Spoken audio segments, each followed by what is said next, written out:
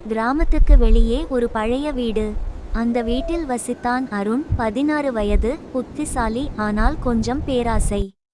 ஒரு நாள் அவன் அப்பா சொன்னார், அந்த மேல் மாடி அறையை திறக்காதே. ஆனா, திறக்காதே என்றால் தான் திறக்கணும் போல இருக்கும் இல்லையா? ஒரு மாலை மின்சாரம் போனது. அருண் மெதுவாக மேல் மாடிக்கு போனான். அங்கே ஒரு பழைய மரப்பெட்டி. அதுக்குள் ஒரு கருப்பு நிற புத்தகம். புத்தகத்தின் மேல் எழுதப்பட்டிருந்தது, என்னை வாசிப்பவன் விரும்பியதை பெறுவான். ஆனால் ஒரு விலை இருக்கும். அருண் சிரித்தான். இது சும்மா பீதியடிக்க எழுதினதுதான். அவன் புத்தகத்தை திறந்தான். அறை குளிர்ந்தது. ஜன்னல் தானாக மூடியது. ஒரு கருப்பு நிழல் மெதுவாக உருவம் எடுத்தது. நான் உன் ஆசையை நிறைவேற்றுவேன், ஒரு குரல். அருண் நடுங்கினான். நான் உன் ஆசைகளின் டெவில்.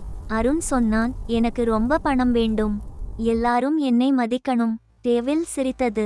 நாளைக்கு முதல் நீ மிகப்பெரிய பணக்காரன். ஆனா ஒரு வாரத்துக்கு பிறகு நான் என்ன கேட்கிறேனோ அதை கொடுக்கணும். அருண் யோசிக்காம ஒப்பந்தம் ஒப்புக்கொண்டான். அடுத்த நாள் கிராமம் முழுக்க அவனை பாராட்டியது. அவனுக்கு புதிய கார், பெரிய வீடு, புகழ். ஆனா அவன் முகத்தில் அமைதி இல்லை. ஒவ்வொரு இரவும் அந்த நிழல் சுவரில் தெரிந்தது. 7ஆம் நாள் இரவு டெவில் மீண்டும் வந்தது. உன் விலை நேரம் வந்துவிட்டது. அருண் நடுங்கினான். என்ன வேணும்?